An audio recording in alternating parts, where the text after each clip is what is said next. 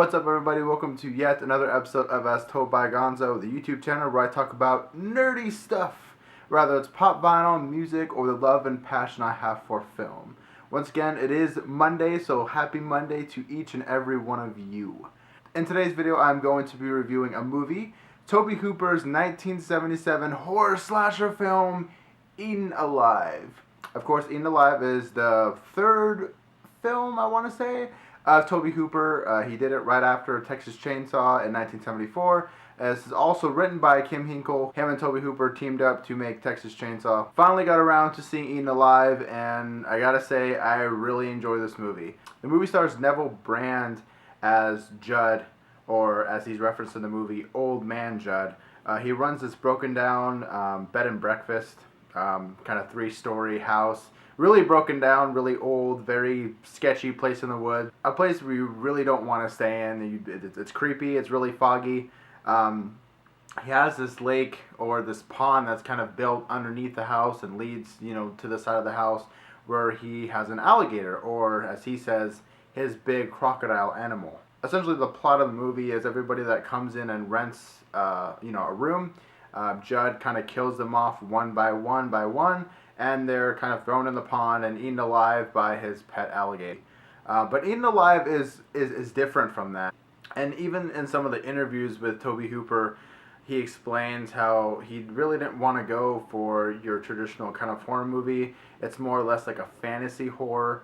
And it really does feel like that. Again, this movie is nothing to really take seriously. It's really gruesome. Has that really grindhouse feel to it. A movie that you would only go to like a really sketch theater to see at like midnight. It's sleazy.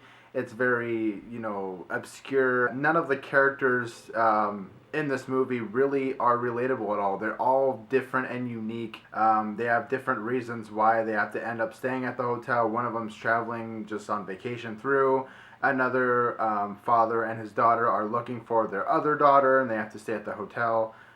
So a lot of craziness is going on. I was glad and happy to see that Marilyn Burns is in this movie. Of course, she played Sally in Texas Chainsaw, and a really young Robert Englund plays a very disgusting, like, you hate his character, but you kind of like him at the same time. He plays Buck.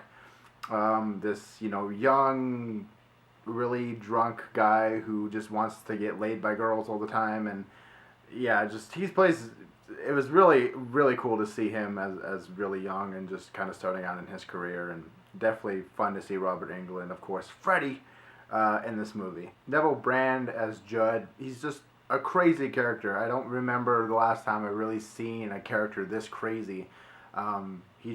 He's really out there. He's just this is the type of guy you wouldn't want to meet ever in your life. He's just really crazy. He makes you feel almost uncomfortable to watch just because he's so crazy. He really gets into his character. I enjoy that. I like low budget horror movies. I think that's what a lot of horror movies are missing today, or low budget practicals. That's why I enjoyed Mad Max so much, is because a lot of that stuff is practical. But I think CG is needed sometimes, but not really in horror movies. I think horror movies are good practical. Practical blood, not none of that CG super red blood that I think that looks fake all the time. If you really enjoy sleazy horror movies, the grindhouse feel, I would definitely check out Eaten Alive. If you love Tobe Hooper as a director, I really enjoy him. I'm very excited to see other Tobe Hooper's work, stuff that I haven't seen yet. Pretty excited because I really enjoy Eaten Alive. If you're a really big horror fan and you like, all different kind of horror movies, especially from like the 60s to the 80s to the 70s and things like that, I definitely check it out. But for your average horror movie watcher that just watches, horror movies, like Paranormal Activity or kind of the latest horror movies that have been out, at least the last 5 or 10 years, I might not suggest it because it's a little obscure. It's very different than your just basic horror movie that we get nowadays. I'm very open to any horror movie that I can kind of get my hands on and watch. This movie looks incredible on Blu-ray. For being filmed in 1977, this movie looks incredible. Especially the first 30 to 45 minutes, how there's different colors on the screen. It looks incredible. So if you're planning to buy this, if you really enjoy it after you watch it and you're planning to buy this, I definitely go with the Arrow release. Has It's a 2-disc set, Blu-ray and DVD, so you get both. It's region A, B, and C. It's region free. So once again, thank you for watching. Thank you for subscribing and commenting. I think I'm up to 70 subscribers, which is incredible. I never thought I would even get like 10 subscribers. So I'm pretty excited about that. Thank you again so much for watching, commenting. I really appreciate everybody's comments and feedback. Alright guys, thank you for watching again, and I will see you guys next Monday.